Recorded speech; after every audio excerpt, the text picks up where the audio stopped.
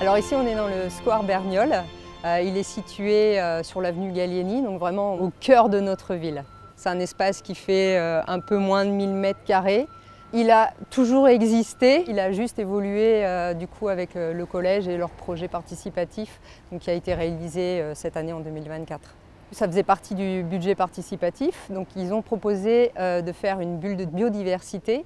Donc on a effectivement travaillé avec eux, ils nous ont proposé des idées, soit de plantation, soit des abris pour les chauves-souris, les choses comme ça. Nous on a un petit peu complété par rapport à notre intention à nous et aussi au budget.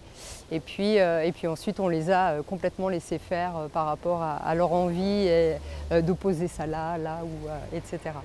Tout d'abord, on est venu pour mettre plein de petites cabanes pour toutes sortes d'animaux. Donc il y a cabane à chauves-souris, plein d'oiseaux. On a mis aussi un hôtel à insectes. Il y a une cabane à hérissons qu'on a mis là, dans les plantations.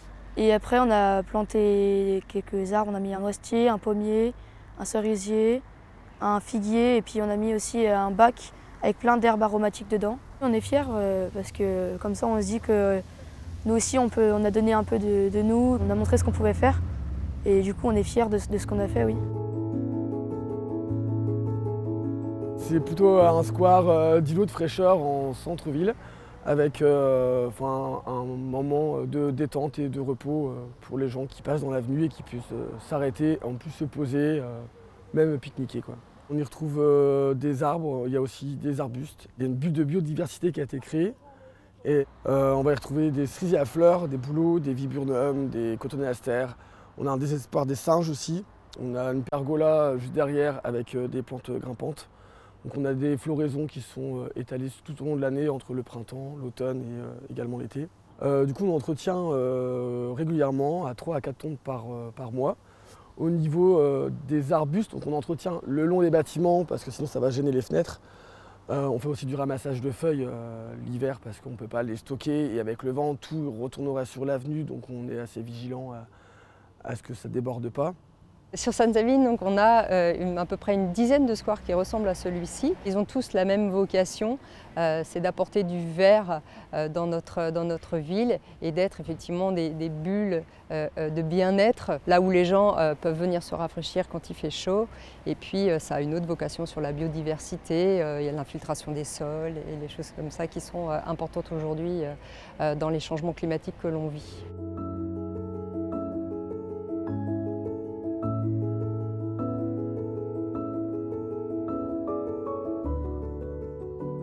Le bois de la demi-lune, c'est un espace qui a une superficie de 5,8 hectares.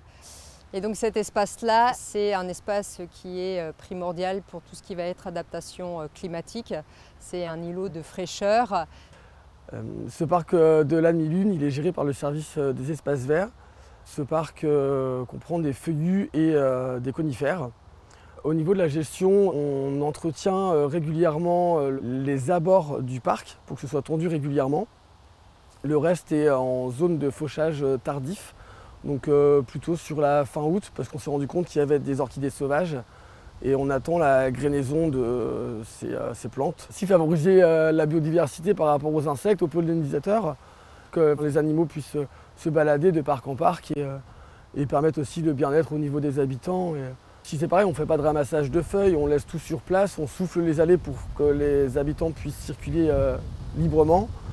Les feuilles vont favoriser une dégradation de matière organique et ensuite avoir de nouvelles plantes qui vont arriver et peut-être découvrir de nouvelles plantes sauvages dans les années futures, et ce qui nous permettra d'être dans un cadre de vie meilleur, quoi.